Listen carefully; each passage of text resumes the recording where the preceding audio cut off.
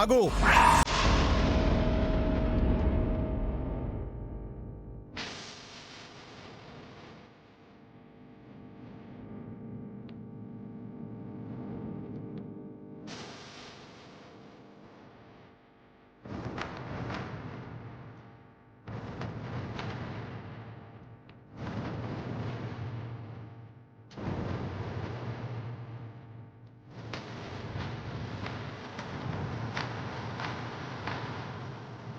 వాడి చేత్తో దండ వేయించాలని నీకెందుకు అనిపిస్తుందమ్మా? వాడు వేయాల్సిన దండ ఎప్పుడో వేసేశాడు. అయినా కొత్తగా వేసేదే ఉంది.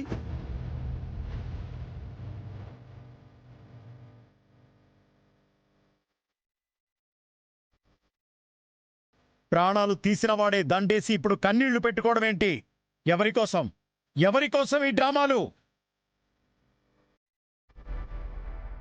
ఏ తప్పు చేయలేదని వాణ్ణి వాడు మోసం చేసుకోవచ్చేమో గాని మోసపోవడానికి ఇక్కడెవరూ సిద్ధంగా లేరు.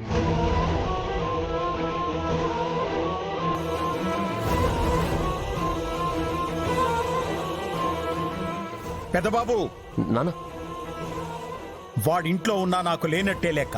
అయినా నువ్వుండగా నా భార్య ఫోటోకి వాడు దండేయడమేమిటి?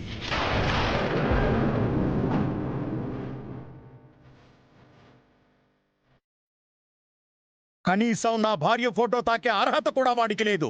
దండేస్తాడంట దండ.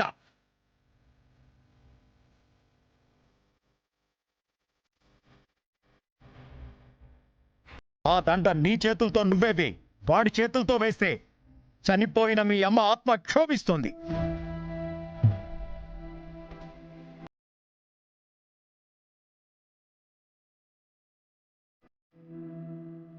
వాడి చేతుల మీదుగా మీ అమ్మ ఫోటోకి దండేస్తే ఆ దండ కూడా సిగ్గుపడుతుంది.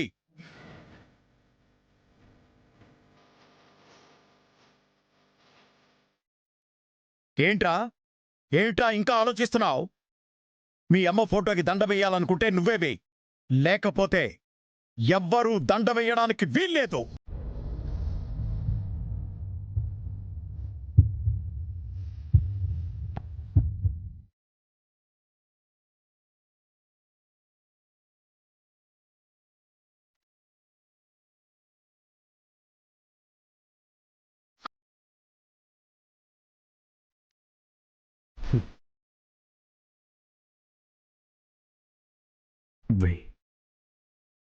చిరు, చిరు, ఏమిరా వెళ్ళిపోతుండావు?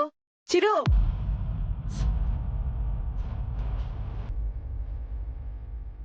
ఏ వదినా?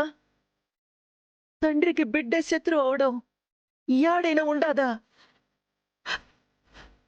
వాళ్ళిద్దరు ఎప్పుడు కలుస్తారో?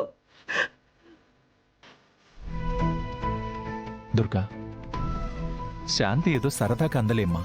నేను చెప్పేది విను. ఏం వినాలన్నయ్యా? నాకు అర్థమైందిలే. నేనిక్కడుండడు మీకు భారం అయింది. ఎలాగో 4 రోజులైతే నేను వెళ్ళిపోతానుగా. అప్పుడు మీరందరూ సంతోషంగా ఉందరు గాని. అలా ఎవరన్నారక్క? అనాల్సినవన్నీ అనేసి మళ్ళీ ఇప్పుడు ఎవరన్నారు అంట. నువ్వు అందా అదేగా. త్వరగా నేను పెళ్లి చేసుకొని వెళ్ళిపోతే మీరందరూ హాయిగా ఉందరు గాని. పాపం మీ ఆనందానికి అడ్డొస్తున్నానుగా, పంపించేయండి. అప్పటిదాకా ఆగలేమంటే ఇప్పుడే కార్తిక్ ని పిలిపించేసి తాళి కట్టించేసేయండి. ఇలాగ వెళ్ళిపోతాను. మళ్ళీ ఎప్పుడు ఇంటికి కూడా రాను. దుర్గా, ఎందుకమ్మా అలా మాట్లాడుతావు? నువ్వు వెళ్ళడం మాకు సంతోషమా? వద్దు. నా సంతోషం కోసం మీరెవ్వరూ మాట్లాడాల్సిన అవసరం లేదు. అందరూ తమ ఆడపిల్లకి పెళ్లి చేసి పంపించాలంటే బాధపడతారు. మీరందరూ నా పెళ్లి చేసి ఎప్పుడు పంపిద్దామా అని ఎదురు చూస్తున్నారు. అంత భారంగా నేనెందుకు ఇక్కడ? వెళ్ళిపోతాను. కార్తిక్ వేలు పట్టుకొని 7 అడుగులు వేసి వాళ్ళ ఇంటికే కాదు, నేరుగా దుబాయ్కే వెళ్ళిపోతాను. నా మాట వినమ్మా. నిన్ను పంపించడం మాకు సంతోషమా? చెల్లెలేదో తెలిసి తెలియక మాట్లాడితే అది పట్టించుకుంటావా? నాకు చెప్పడం కాదు, దానికి చెప్పనయ్యా.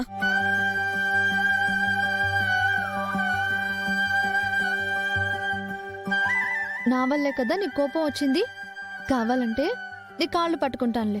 నువ్వు బాధపడి అని ఇంకా బాధపెట్టుకో. కాళ్ళేం వద్దులే, సారీ చెప్పు చాలు.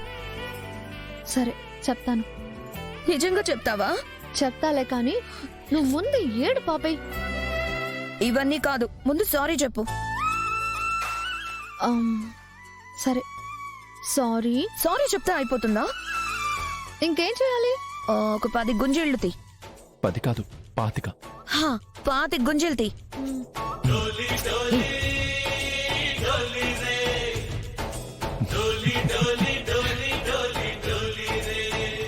ఒరే, నువ్వేరా నా నమ్మకం. నా బుద్ధులు పద్ధతులు నా నుంచి అన్నీ నీకే వచ్చాయంటారు. నా గౌరవాన్ని నువ్వే నిలబెట్టాలరా. అలాగే నాన్న. నాన్న ఫ్లైట్ టైం అవుతుంది, త్వరగా వెళ్దాం పదండి. ఎక్కడికి వెళ్దాంరా? అసలు ఏం చేయాలో ఎందుకు వెళ్లాలో కూడా అర్థం కావడం లేదు. అన్నా, ఇంట్లో గొడవలకి వ్యాపారానికి ముడిపెడతావేంది?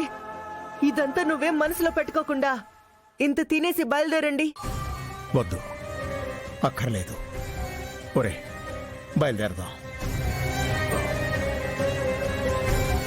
అత్త వెళ్ళొస్తాం, వాడు జాగ్రత్త. హ్మ్.